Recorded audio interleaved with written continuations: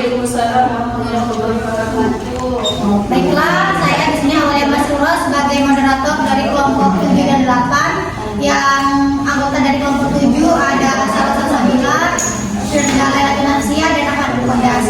Kemudian di sini ada kelompok 8 yang beranggotakan Muhammad Nurul Huda, Sri Hasna, dan Izzatul Fatihah.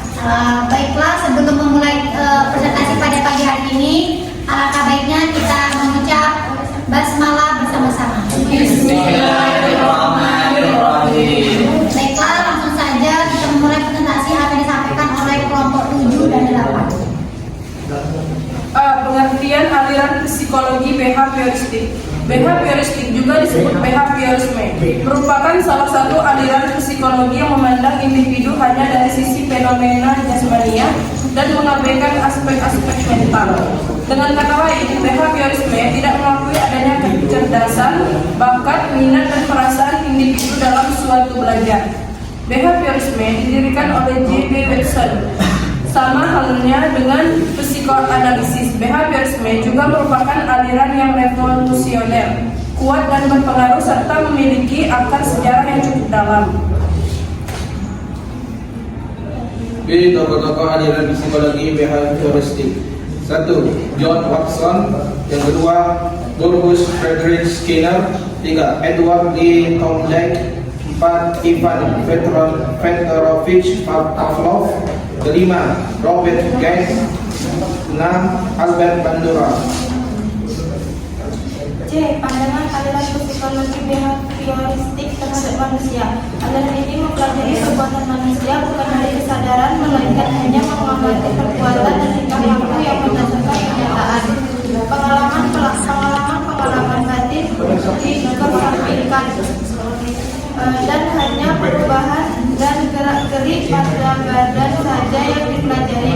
Maka sering dikatakan bahwa behaviorisme adalah ilmu jiwa tanpa jiwa. Dari Abu Ahmadi. Pengertian psikologi kognitif. Psikologi yang pertama adalah kata fisikologi. Kata fisikologi merujuk pada kata phaiso yang berarti jiwa dan logos yang memiliki makna ilmu. Dan dalam perkembangan kemudian istilah psikologi berarti ilmu jiwa atau yang kerap kali disebut dengan yang mempelajari mengenai gejala-gejala kejiwaan. Akan tetapi dengan semakin modernnya zaman psikologi kemudian diartikan sebagai ilmu yang mempelajari mengenai tingkah laku manusia. Sedangkan kognitif adalah ilmu yang mempelajari mengenai hal-hal yang dialami manusia, diantaranya adalah seperti sikap, ide, harapan, dan sebagainya. Selanjutnya B. Sejarah psikologi kognitif. Sejarah psikologi kognitif berawal ketika Plato dan muridnya Aristoteles memperdebatkan bagaimana cara manusia memahami ilmu, alam, serta dunianya. Menurut Plato, manusia mendapat ilmu dengan cara menalar secara logis atau rasionalis. Berbeda dengan Plato, Aristoteles yang menganut paham empiris berpendapat bahwa manusia mendapat ilmunya melewati bukti-bukti empiris.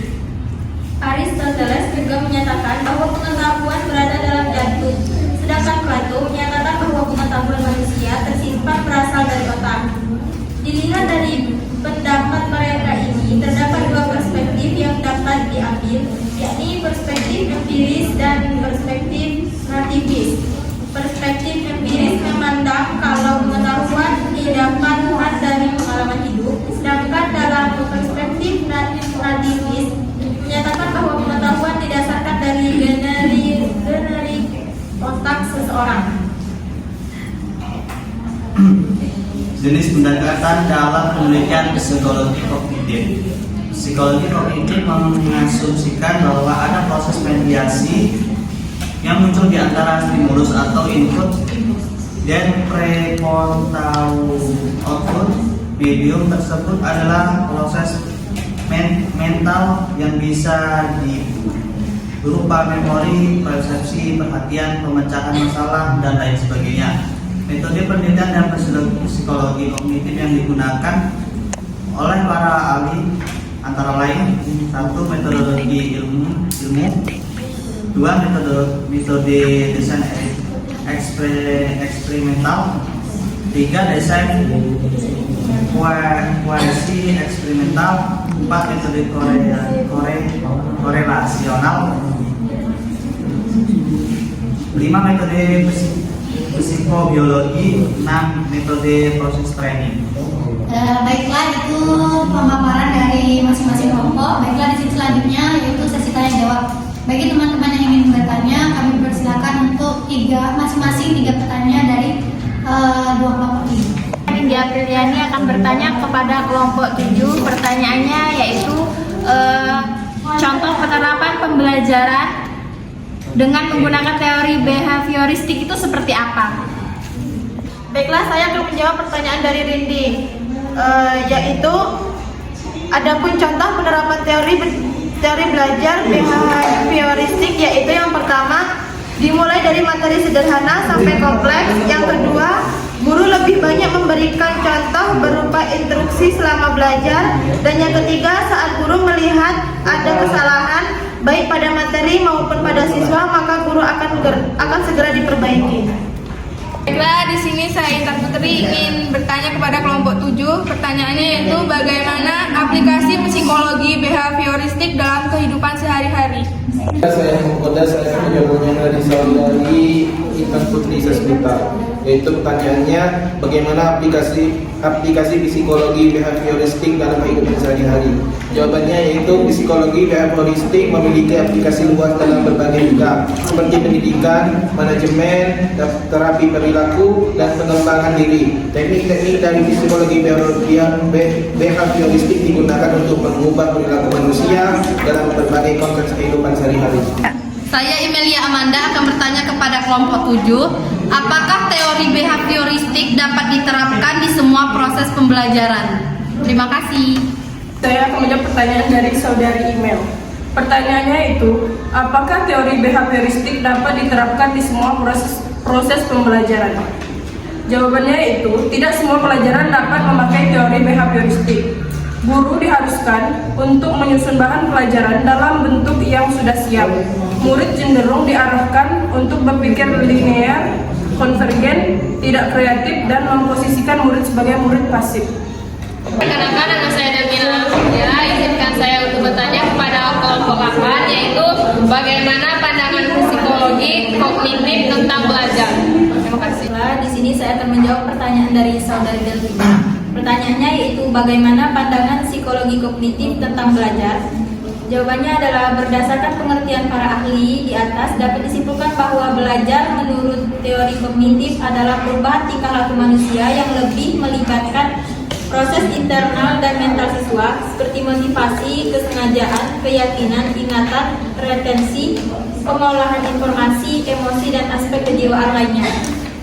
Moderator, perkenalkan nama saya Harlan Pratama. Saya ingin bertanya pada kelompok 8, mengapa pemahaman tentang perkembangan kognitif penting dalam psikologi pendidikan? Baiklah, di sini saya akan menjawab pertanyaan dari saudara Harlan. Pertanyaannya, mengapa pemahaman tentang perkembangan kognitif penting dalam psikologi pendidikan?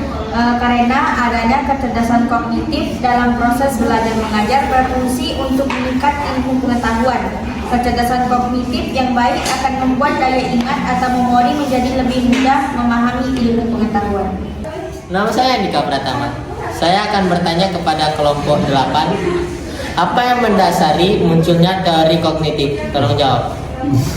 Baiklah, saya akan menjawab pertanyaan dari saudara Andika. Apa yang mendasari munculnya teori kognitif? Teori belajar kognitif muncul dilatar belakangi oleh ada beberapa ahli yang belum merasa puas terhadap penemuan-penemuan para ahli sebelumnya mengenai belajar, sebagaimana dikemukakan oleh teori behavior yang menekankan pada hubungan stimulus reinforcement. Baiklah, itulah hasil diskusi dari kelompok 7 dan 8. Langkah baiknya sebelum kita tutup presentasi pada pagi hari ini, kita mengucap lafaz hamdalah. Alhamdulillahirobbilalamin. Baiklah, saya sebagai moderator saya akhiri. Wassalamualaikum warahmatullahi wabarakatuh. Waalaikumsalam warahmatullahi wabarakatuh.